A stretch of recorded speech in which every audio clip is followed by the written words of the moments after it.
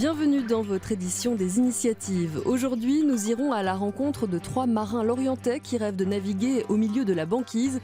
Ils veulent traverser le pôle Nord en catamaran. Visite guidée à suivre de leur chantier naval. Disposer d'une connexion Internet gratuite dans le bus, c'est désormais possible à Limoges. La ligne la plus fréquentée vient d'être équipée de Wi-Fi gratuit. Mais d'abord, ce service original en Haute-Saône. Vous connaissiez déjà les distributeurs automatiques d'argent, de pain ou de lait. Près de Vesoul, un passionné vient de mettre en place un distributeur d'appât pour la pêche. Ça ressemble à un gigantesque frigo, un distributeur automatique fabriqué dans le nord de la France et qui peut accueillir toutes sortes de produits frais. Mais Franck a décidé de déposer des appâts pour la pêche. Boîte de teigne. S'il décide de créer son entreprise à la suite de la liquidation de la société de transport où il travaillait, c'est que le métier de chauffeur routier, passé la cinquantaine, lui semble de plus en plus incertain. Alors il enquête et constate la disparition dans le département des commerces spécialisés dans la vente des accessoires de pêche. Un paradoxe, puisque c'est une activité pratiquée chaque année par des milliers d'amateurs. Le client se déplacera moins, verra aussi le prix du marché. Donc voilà, j'ai dit pourquoi pas Banco, on va essayer. Donc l'étude de marché a révélé que il y avait un gros manque.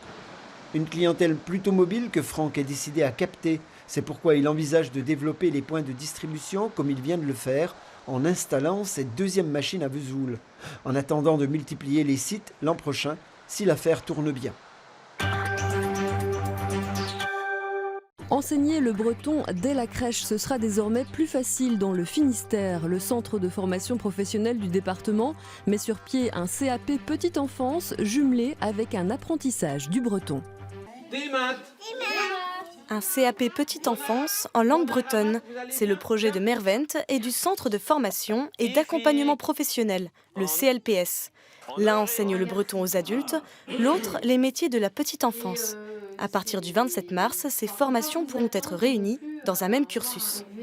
Avec le développement des filières bilingues, les besoins augmentent dans les crèches et les écoles maternelles.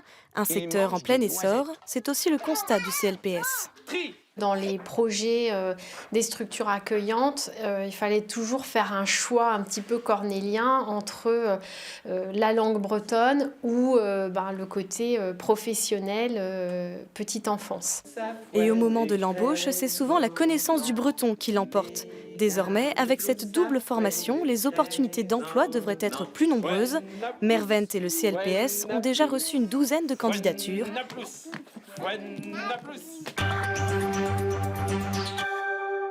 Le Wi-Fi gratuit, il fait son chemin dans les transports. Une quinzaine de stations de métro ou de RER sont équipées en région parisienne. D'autres villes comme Nantes ou Toulouse proposent un accès à Internet sur certains tronçons de leur réseau. À Limoges, c'est la ligne de bus la plus fréquentée de la ville qui offre désormais une connexion gratuite à ses usagers. Wi-Fi gratuit. Le service est en fonction depuis le 1er mars sur les trolleybus articulés de la ligne 4 qui va du quartier Montjoly à la clinique Chénieux en passant par le centre-ville de Limoges. Un potentiel d'1,5 million de voyageurs par an. C'est une des lignes les plus fréquentées, c'est important, et c'est une ligne où les temps de trajet, finalement, par les usagers sont les plus longs. Donc ça permettait effectivement d'avoir un service rendu supplémentaire qui soit un vrai service. Des usagers de plus en plus connectés qui peuvent donc économiser leur forfait 4G sur tablette ou smartphone en se connectant sous le réseau Wi-Fi TCL. C'est une bonne idée parce que souvent la majorité des gens vont écouter leur musique, donc ça évite qu'on consomme notre forfait, par exemple. Voilà, donc c'est une bonne chose. Souvent, quand je ne connais pas les heures de cours, je peux facilement entrer sur Internet et puis me renseigner rapidement. Un service entièrement financé par la STCL, la Société des transports en commun de Limoges Métropole, qui se limite pour l'instant à une seule ligne. En termes d'investissement, c'est 794 € par véhicule. Et en termes de fonctionnement, c'est 840 € par véhicule. Donc il y a un coût qui est quand même élevé. Et donc là, il y a une réflexion qui est constante avec les élus pour savoir si effectivement on va développer le Wi-Fi au-delà de la ligne 4. En attendant un éventuel développement, les usagers sont invités à donner leur avis sur ce nouveau service via une boîte mail dédiée. Et puis cette invitation au voyage pour terminer. 3 Bretons ont fait le pari un peu fou de traverser l'océan Arctique à la voile. Mais pour y arriver, il leur faut un catamaran capable de naviguer sur l'eau et de glisser sur la glace. Leur prototype est en cours de construction à Lorient. Ils ont entre 43 et 46 ans, mais cet après-midi, les 3 aventuriers ont le regard de 3 enfants le matin de Noël. Ils viennent de recevoir des pièces indispensables à l'accomplissement de leur projet fou. Voilà, donc tu vois, il y a les arêtes qu'il va falloir. Il y a un bon boulot de chépage quand même. C'est l'outillage qui va servir à construire les flotteurs.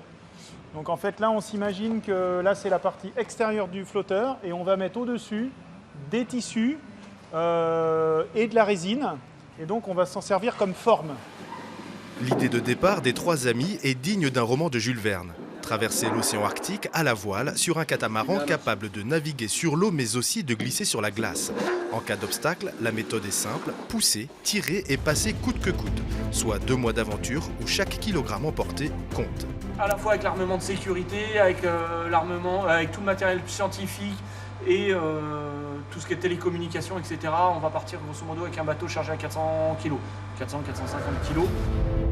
Pour le plus expérimenté du groupe, c'est la 3e aventure de ce type et la 2e tentative de traversée de l'Arctique. Dans son regard, il y a l'étincelle des grands explorateurs pour qui rien n'est impossible. En 2007, j'ai fait le passage du Nord-Ouest avec un petit catamaran uniquement à la voile. Personne ne croyait que c'était jouable, prouvé que c'était jouable. Là, je pense aussi que c'est jouable et on va finir par arriver au bout. Mais pour arriver au bout, les 3 compères ont besoin d'aide. Particuliers ou entrepreneurs, si le cœur vous en dit, vous pouvez les retrouver et les aider en tapant sur Internet et les réseaux sociaux La Voile de l'Arctique. Le grand départ est prévu pour le mois de juin 2018.